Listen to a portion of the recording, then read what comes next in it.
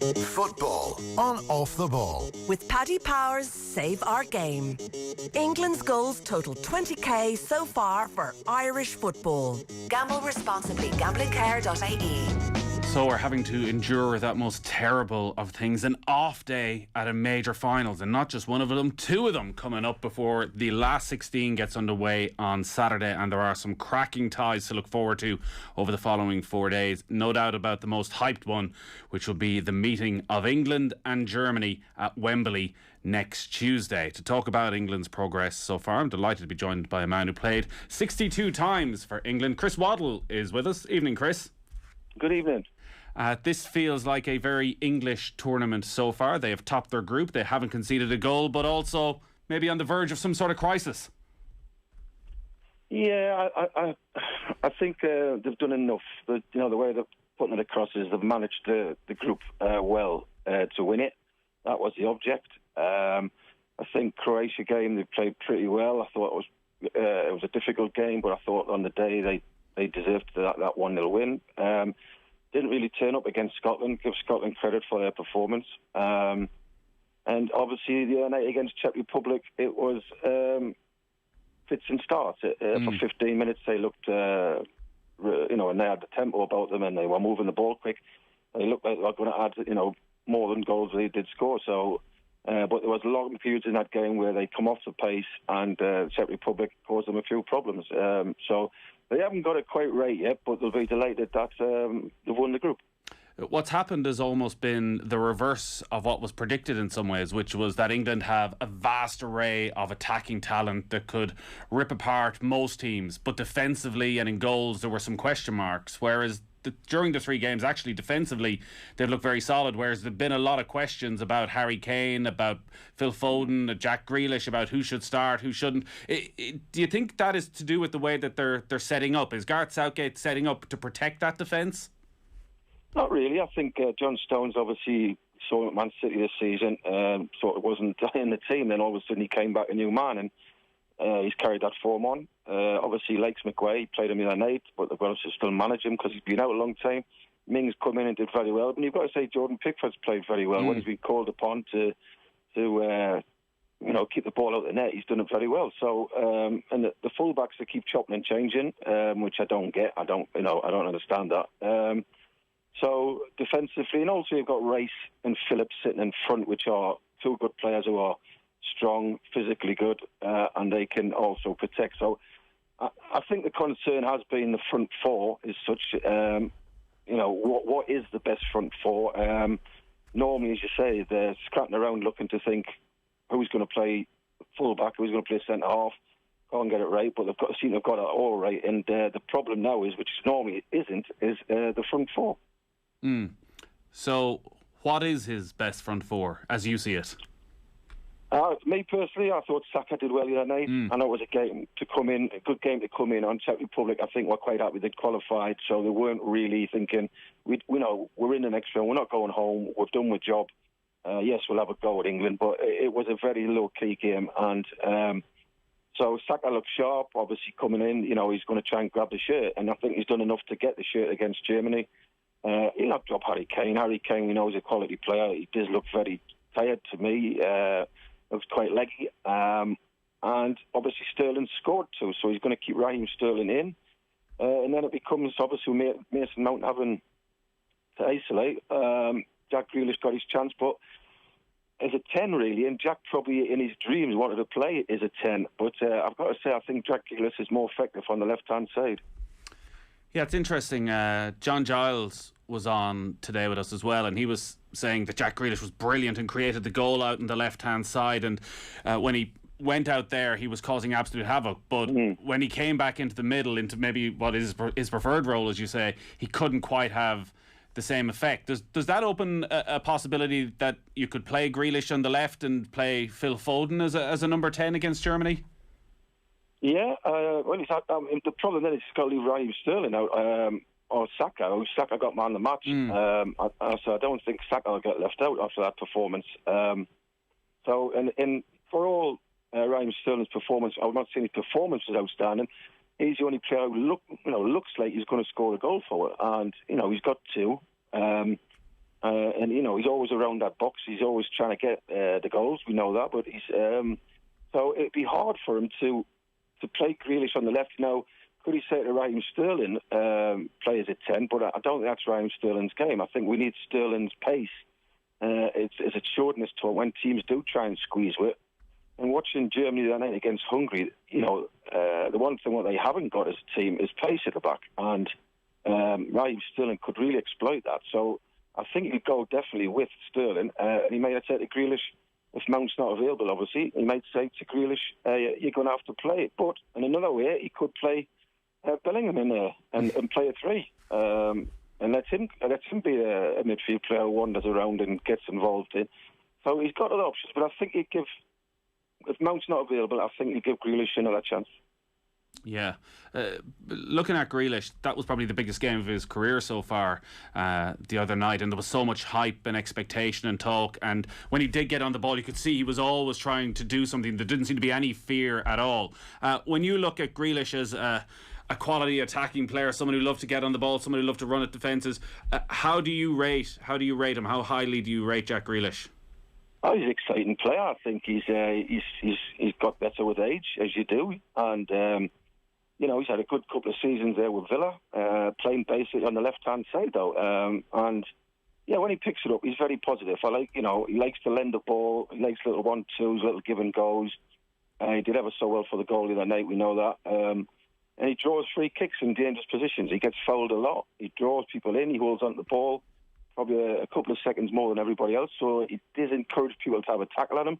And if he just moves the ball before the tackle arrives, he wins a lot of free kicks. I mean, we're talking about a lot here, which could be, a big part of the game, because it could come down to set pieces, the game against Germany. So, I like him, as I say, on the left, because he gets one-on-one with the fullback a lot, and he runs them back. He pushes them back towards their goal. And, we've got a lot of talented players, but probably Grealish is the best at doing that. A lot of the talk throughout the tournament has been on Harry Kane and the fact that he's looked a little bit leggy at times and he hasn't scored a goal yet and really hasn't had any chances so far across the 3 games. It's not like he's missing them either. Do you think it's something Gareth Southgate is spending a lot of time having to think about what he does with Harry Kane? Can he drop Harry Kane, or is it straightforward? You just have to trust that at some stage his talent is going to shine through during this tournament. Yeah, I think it's about that. I think he's captain as well. You can't keep taking it. You can't really, you nominate your captain. Your captain normally is you want one player who you think, well, I'm going to play him every game. He's my captain. And he's took him off in a couple of games, but rightly so. He hasn't been performing. You've got to, if you're the one who's going to put the ball in the back of the net and you're not doing it, then it's not long before they say, we've got to change it. And but I still think you'll go with him again. And if he's obviously not performing as the game goes on, yes, you could see him coming off, and whether Rashford, Calvert-Lewin, someone of that sort of player will come on and take his role. But I think he'll go along with him. I think Harry at times is, there's a lot of debate about him coming too deep at times, and I don't think he's come as much deep. That's how he plays at Tottenham, and it's up to players to run behind him. When the centre-halves don't come him, he gets the ball, he can turn, he can link the play. I think he's trying too hard, in fact. I mean, the first 3 balls the other night against the Czech Republic, he tried 3 cross-field passes, really difficult passes, and they got cut out. And you thought, just play simple for it, just get your confidence going. And the goals coming. He had one good chance, which was a great save by the goalkeeper of the Czech Republic, first half. But as I say, he's always played like that, and it's up to other players to run off him. But I can see where Gareth was thinking, to win a tournament, you need your goal scorer to be fair. And it's, apart from Raheem Sterling, there's nobody looks like putting the ball in the net. I'm sure there were moments, Chris, not many of them during your career, where maybe there was a dip in form. When you talk about Harry Kane there at times trying too hard, how do you work through that? Is it the right word at the right time for a manager, or is it just a ball bouncing in off his backside and a bit of confidence comes back? Yeah, that's it. Just he's a goal scorer, Harry, so he just anything, listen, it comes off his shoulder or whatever, it comes off his knee and it goes in. That's what he wants to get, the confidence. It's basically just saying to him, look, you can't really tell Harry Kane. He's been playing the game a long time. You're basically just saying, look, go out there, do what you're good at, go and enjoy it, and don't think about things. Don't think I've got to do this and I've got to do that, because you're putting pressure on yourself. You want him really just to go out there, relax, go and play his game, and you will see just play like you play. And confidence is a key word. And, all this bit of criticism you'll be getting from the media, from the fans, it may be, getting to him a little bit, but he's been around long enough now for him to say, look, I'm just going to go out there, I'm going to play my game. If I get the chances, hopefully they'll go in. If they don't, I'll keep working at it. And if he has to eventually lose his shirt to another player, he can't really turn around and say, no, that's wrong, I shouldn't have been dropped, because he's judged on, if Gary Lineker wasn't scoring goals and Alan Shearer wasn't scoring goals, people would have said, you've got to change your centre forward. And that is a role. He's not one of them players who's a midfield player or a winger who's trying to create. He's the one who's putting the ball in the net forward most of the time. So if it's not happening, unfortunately, if you're not scoring the goals and that's your job, you will lose your shirt eventually. You mentioned that base that Declan Rice and Calvin Phillips provide, and particularly in that first game against Croatia, Calvin Phillips seemed to have a bit more freedom to roam forward and obviously made a key intervention for the first goal. We've seen him stay alongside Declan Rice a bit more in the subsequent games. Do they need that base? Do they need both of those players to provide the protection for the defence? Or could Declan Rice do that job by himself and actually free up that extra midfield role for a more creative presence? You could. I mean, people are saying, why don't they play Mount and Grealish in there with Rice or with Phillips? I just think Gareth likes us. They do push the fullbacks on quite a lot, England, and I think he does like that bit of security. The two holding midfielder players who can, if the centre half gets drawn to the wing, they can drop in to become a centre half, and the other one can go and obviously press the ball a bit. So he does like that, and I've got to say, Declan Rice at West Ham does make runs forward a lot more than he does for England. It's the old one. It's thinking, I'm going to go. You can see a ball going down the wing. You think, I'm going. You can say to Phillips, I'm going. I may score. I'm going in the box. And he's got the legs and the energy to get back anyway. I'd like to see them be a bit more. As you see, Cal Phillips in the first game did really go forward and ran past Kane and came onto Kane a lot, where the next two games he didn't ever get forward again. And Phillips is a great passer of the ball, so when he does get it off the back four, he can, hit it 50, 40-yard passes. He's very good at it. He does it at Leeds every week. He is more creative than what he's probably shown in an England shirt at the minute. But, it's the old school for me. If a midfield player goes, the other one sits. There's no reason. Phillips can go and join in. And he is a talented footballer. So it's not like saying, well, we need Grealish and Mount, because Phillips can do things on the ball. So he just needs that little bit more confidence and that little bit more freedom to say, go join in. Declan Rice is sitting, and if Declan Rice goes forward, you sit. It's not rocket science. It'll be a very different game as well on Tuesday than what they've had so far, you'd have to expect. Germany, their last two matches have been a bit helter-skelter. While they're playing three at the back and they're playing the wing-backs, they're not afraid to bomb players forward. The three teams England have played so far have more or less sat back and tried to invite England and say, show us what you got, create something. Actually, when you look at that pace that Raheem Sterling has and Kane potentially dropping deep and releasing them, that may suit far better against a team like Germany who'll come to play than the teams we've seen them face so far. Well, it's going to be interesting. I mean, Joachim Löw is saying that you'll see a different Germany at Wembley. Listen, they've had a funny start as well. They lost the first game to France and didn't really play well. They played really well against Portugal, really well. And then, obviously, I watched the Hungary game, and Hungary, took the lead twice, couldn't hold on. We know Hungary like to sit back and make it really difficult for you. And Germany, as Germany do, they push people on, they move the ball, they keep plugging away, and they got the reward with a draw, which obviously gets them through to play England. But listen, this is not a German side of years where, like the one was in Brazil and maybe after that. This is a sort of a changing period now in German football. The new ones are coming through, and they're basically saying to the older players, look, this is our last tournament, we're still good enough to win it. Maybe we're not as strong as we've been over the years, but we have still got a chance. And they'll believe coming to England, the pressure's on England, it's at Wembley, it's Germany. Obviously, England fans really get pumped up about it. So, they'll be coming in thinking, look, this is a free pass for us. We can go there and relax and go and play. And if England get beat, they're going to get the criticism. We'll get the praise. If we get beat, people will say England's better than Germany at the minute.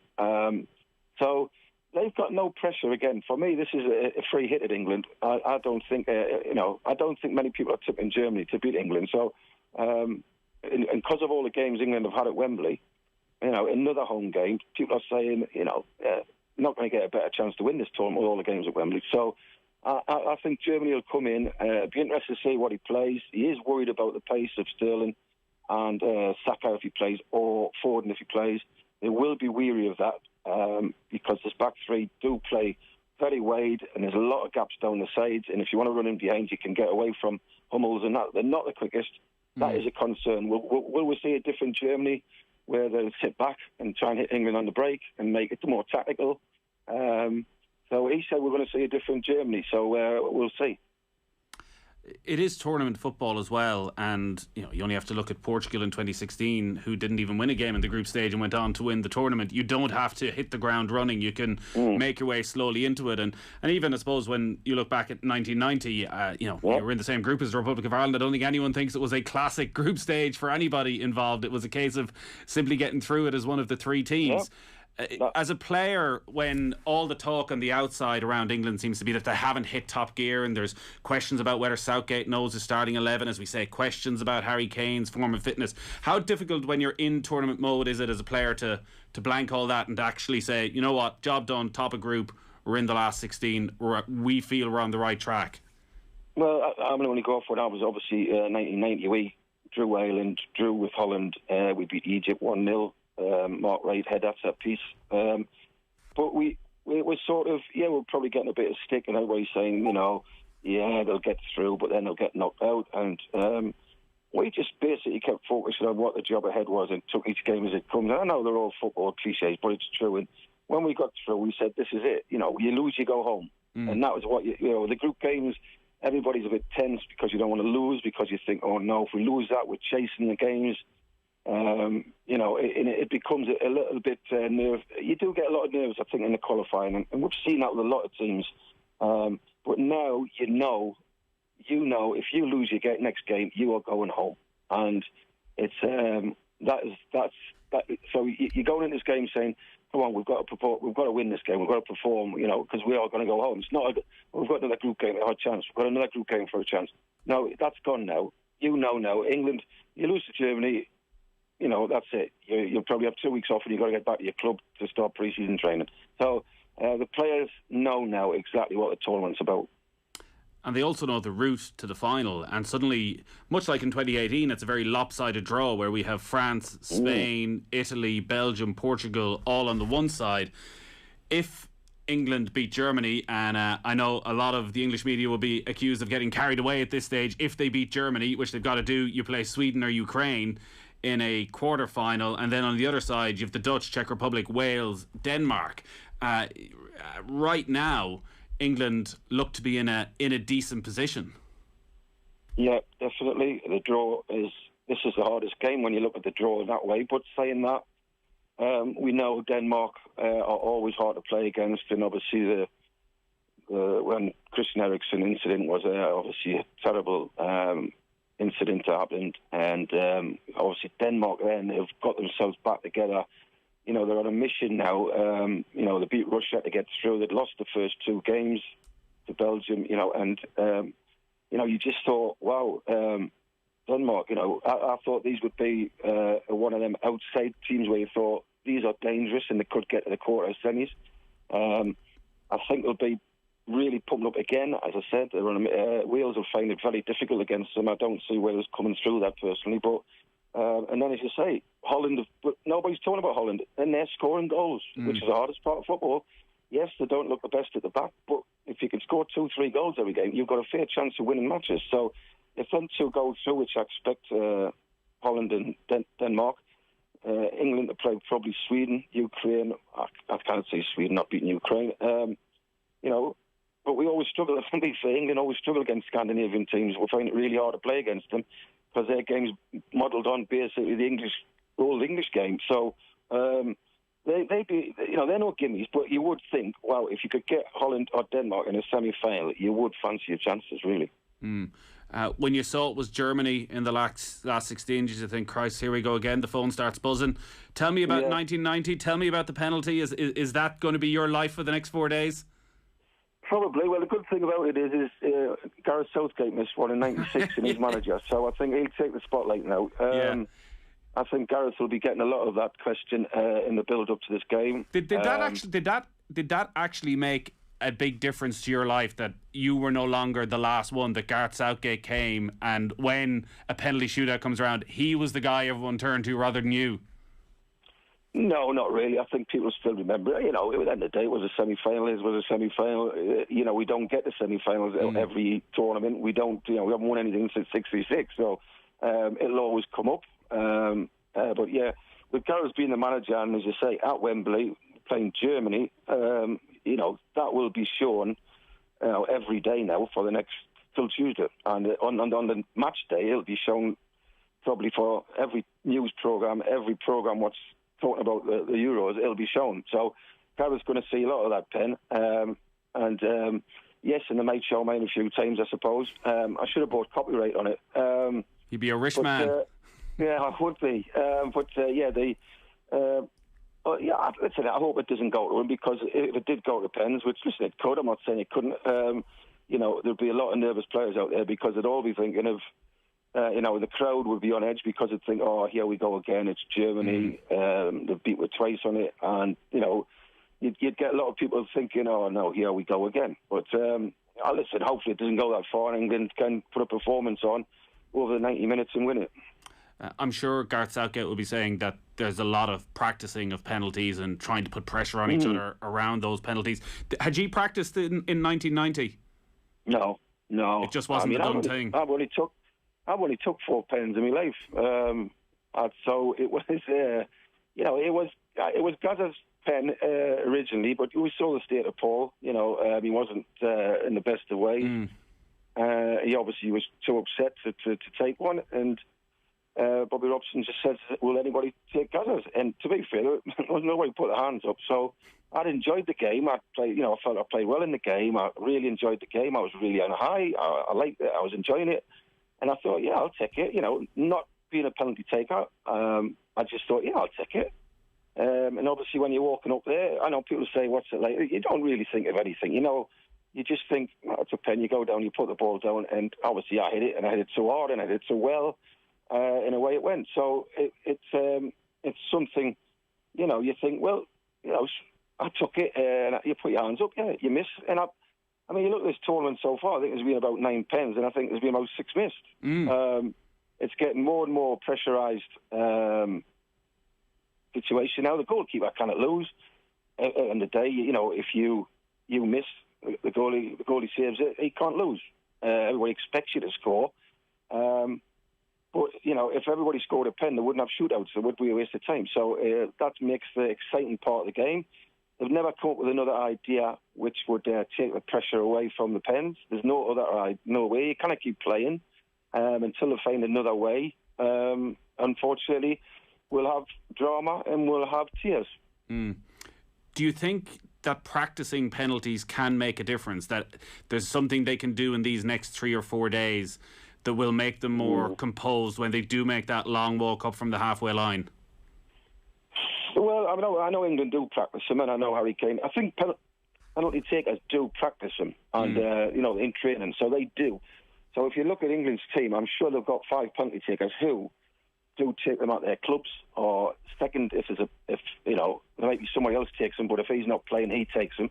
So, you know, like we had Gary Lineker takes them, Peter Beardsley took them, you know, David Platter took them, Stuart Pearce was a penalty taker at Nottingham Forest.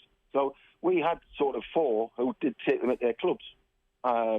So, you know, but yeah, I'm sure they'll practice a bit, but there's nothing, you know, the occasion, the moment, you can't put that onto a training ground. You know, you've got a style. It's again, people say the same things, but it's true. Pick a spot, know what you're going to do, and you hit it. And if he saves it or you miss it, well, you had a plan and it didn't work.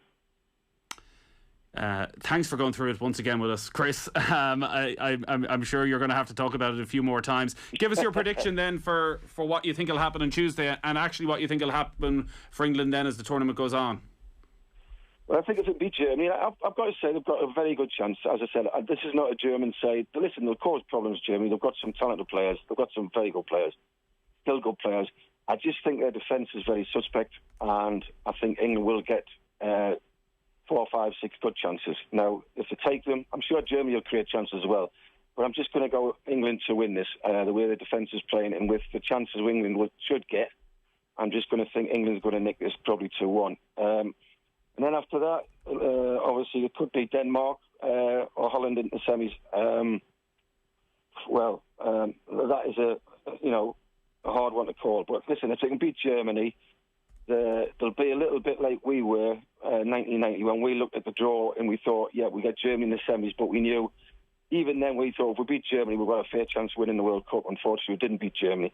And England will be thinking the same. If they can beat Germany on Tuesday, there's not a stronger team than England left on this side of the group.